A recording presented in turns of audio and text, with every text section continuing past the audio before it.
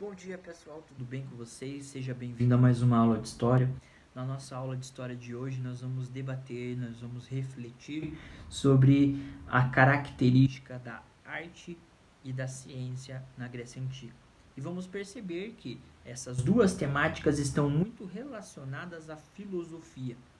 Ao surgimento da filosofia na polis, vamos perceber, vamos analisar, compreender que o grego se utiliza muito da ferramenta filosófica, artística e científica para conseguir se situar no que representa a cultura e também a sua sociedade. Então, nessa relação entre arte e ciência, vamos perceber muito a influência da própria filosofia. Tá? Então, o objetivo dessa aula de hoje é apontar, detalhar, destacar e caracterizar a arte e a ciência. Criar uma percepção um pouco mais diversificada sobre o surgimento dessas duas e a influência também dessas duas ciências, desses dois atos para a construção da sociedade grega. Beleza, pessoal? Nossa aula anterior, quem não viu, assista. Muito importante porque nós destacamos algumas reflexões filosóficas que eram utilizadas na Grécia Antiga, para que a gente possa compreender, então, o quanto a filosofia impacta na formação artística e científica da Grécia Antiga.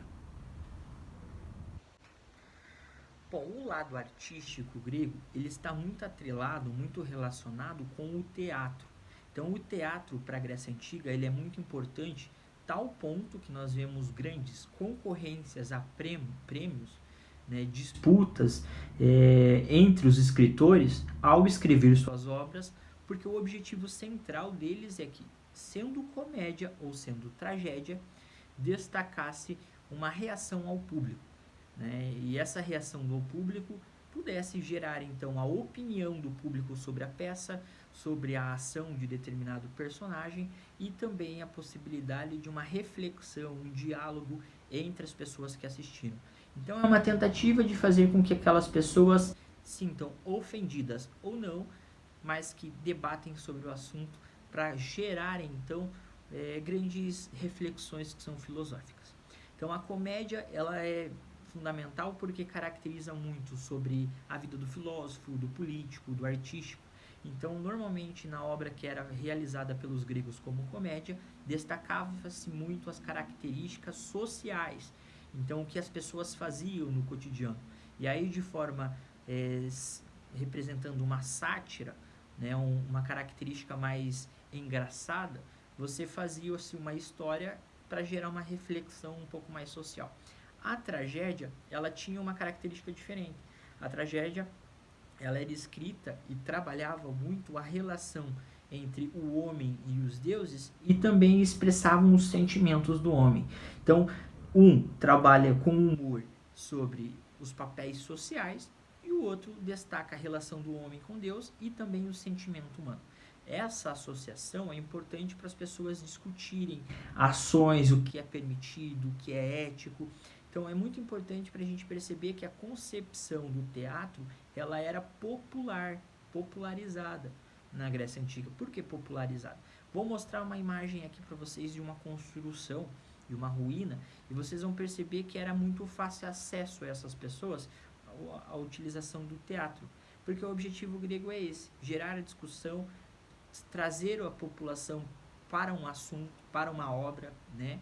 E diante disso, o artista, a orquestra que ficava atrás, no centro, o artista onde ficava entre a orquestra e a população nas cadeiras acima, para que gerasse então uma grande repercussão. Então, a construção arquitetônica dessa arte, desse teatro, tem como incentivo, objetivo, trazer uma repercussão popular, uma reflexão, uma discussão, mostrar basicamente o que era ser um grego, as ações que poderiam ser refletidas a partir da natureza, dos deuses, da mitologia, da política, de como os costumes são fundamentais, os hábitos. Então, basicamente, tragédia ou comédia, de qualquer modo, era a tentativa do próprio escritor em trazer uma reflexão, um ponto de interrogação para aquela pessoa que estivesse assistindo pudesse pensar e criar sua própria opinião, suas próprias ideias e ao mesmo tempo apresentá-las lá na agora, que eu vou mostrar a imagem para vocês, né, com o objetivo de ter uma repercussão maior nessa praça pública que era considerada agora, onde eles debatiam basicamente sobre esses fatores políticos, sociais. Beleza, gente? Uma coisa interessante que eu quero que vocês pensem, não tem como comparar o teatro grego com o teatro no século XXI, hoje, né, 2020. Por quê? São propostas diferentes, tá, pessoal? Então, por exemplo, se você vê uma novela ou um teatro, você vai perceber que o artista, ele compra um papel, ele se precisar cortar o cabelo ou mudar alguma característica no corpo que não seja definitiva, ele até faz. Mas, lá na Grécia Antiga, eles usavam máscaras. Então, tanto para comédia e ainda mais para tragédia, utilizavam-se máscaras. Vou mostrar algumas imagens aqui para vocês. Mas por que tudo isso? Qual que era a representação? Eles precisavam simplesmente se colocar, né, a dramaturgia em primeiro plano. E aí, por conta disso, para gerar uma repercussão ao povo, eles usavam as máscaras para não mostrar o seu rosto, porque senão as pessoas poderiam pensar, nossa, eu conheço aquele cara tem um tipo de costume, e aí ele está fazendo um papel que é contrário ao que ele é. Então, a tentativa do grego é desvincular o artista do personagem, e por isso ele usava muito a máscara. E isso é importante para a gente compreender que dentro do teatro grego não havia, por exemplo, até mesmo no papel feminino, mulheres trabalhando. Então ainda é uma cultura muito machista, onde a mulher não tinha muita liberdade e por conta disso, boa parte dos papéis eram feitos pelos homens. Então se tivesse uma mulher na peça, essa mulher era um homem vestido de mulher e usava-se a máscara. Então esse era o objetivo grego para trazer o mais próximo da dramaturgia aquelas pessoas que estavam sentadas e vendo a peça. Ok? Então isso é importante. Mostrei ali para vocês as imagens, né, de algumas máscaras para vocês compreenderem. Outro aspecto artístico para o grego que é muito interessante é a escultura. Acredito que você já tenha visto fotos de escultura ou esculturas gregas e perceberam que é uma valorização da figura humana. O que isso significa? O grego tinha muito em comum a escultura com a tentativa de valorizar o homem como uma perfeição divina. E atribuindo a todo esse processo, você já deve ter percebido que boa parte das imagens representavam um homem ou uma mulher, a figura que fosse desenhada, nu, pelado, mostrando então sua musculatura, mostrando a sua força, a vitalidade, a harmonia do corpo. Era uma ideia grega que não atribuía ao pensamento que nós temos hoje. Então, por exemplo, hoje, a questão da criação, do costume, da cultura, nudez, né, pra gente, é uma questão mais vulgar, uma questão que caracteriza muito a sensualidade. E em alguns momentos acaba se tornando inclusive um tabu. Mas para os gregos não havia esse tipo de pensamento. Porque para os gregos, uma escultura mostrando a força, o corpo humano, sendo nu ou não representa uma sem-vergonhice ou algo vulgar. Significa a tentativa de você mostrar o quão perfeito é o corpo humano, o quão perfeito é o homem criado pelos deuses. E pensando nisso, você olha que boa parte das fotos, imagens, sendo um corpo atlético ou um corpo mais gordo, por exemplo, em nenhum momento o grego está dizendo o que é imperfeito. Ele está tentando destacar com perfeição a criação humana. E aí, nessa atribuição da criação humana, você não encontra nessas imagens de escultura rugas, né, verrugas, ou qualquer outro vestígio que mostrasse a pessoa que aquele ser humano é feio. Então, o objetivo maior do grego é mostrar a vitalidade e a harmonia do corpo. Então, sendo assim, mostra um lado do ser humano, dessa criação, como portador de uma perfeição. E sendo perfeito, obviamente a discussão é o que é belo, qual é a beleza do homem. né? Então essa atribuição o grego é discutir justamente o termo beleza, o termo perfeição, e não vulgaridade ou sexualidade.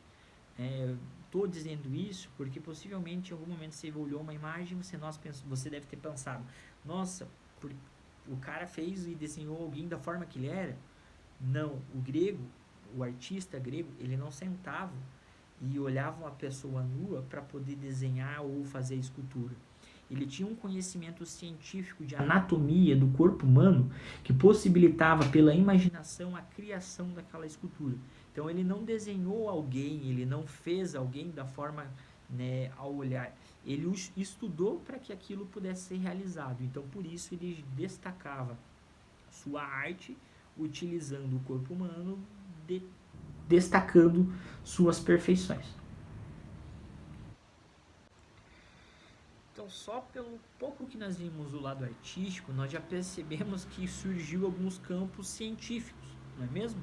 Por exemplo, se eu disse a vocês que o teatro, na tentativa de impactar, gerar reflexão, gerar opinião, ele está aprimorando o laço de pensamento filosófico, a mesma coisa acontece na escultura, que além de trazer uma filosofia para a pessoa pensar na perfeição do homem, do porquê que ele é daquela forma e toda essa composição, ele também entra num aspecto que é a anatomia, ou seja, que é a medicina. Então a gente vê, por meio da arte, que os gregos tinham um conhecimento científico grande, e só foi possível ter um conhecimento científico por conta da filosofia.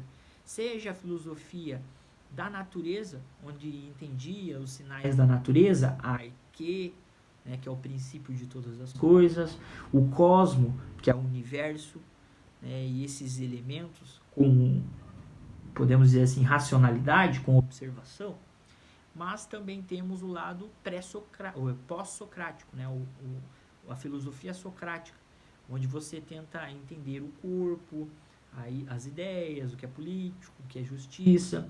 Então a filosofia, ela dá início a essa ciência. Ela permite que mitos, que coisas que eram imagináveis, né, que eram imaginárias, que eram explicadas através de lendas, agora fossem colocados à prova, a interrogação, a questionamentos. E por conta da racionalidade, da observação, os filósofos vão permitindo o surgimento aos poucos de algumas ciências que serão fundamentais, tais como matemática, medicina, história, né, vamos ver o que mais, química, física, né? Então, utilizando a filosofia, foi possível alcançar um campo científico que vão aprimorando o pensamento do ser humano e também a sua relação social. Tanto é que temos a questão do teatro, a questão da escultura. Eu posso dizer a vocês que a escultura é a tentativa do grego, sem utilizar o filtro de um Instagram, né, de mostrar a perfeição do corpo humano.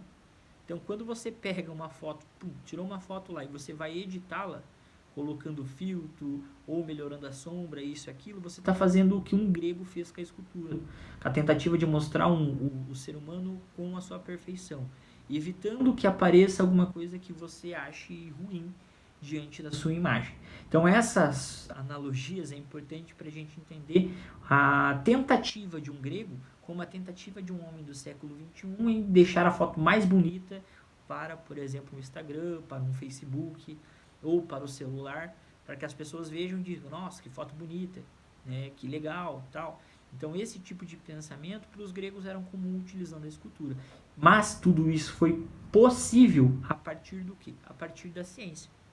Ao mesmo modo que se você tem internet hoje, você tem um celular, você tem uma tecnologia para que a tua foto possa ser melhorada, também é fruto da ciência, que fez com que esse tipo de coisa pudesse ter sido em algum momento criada e viabilizada.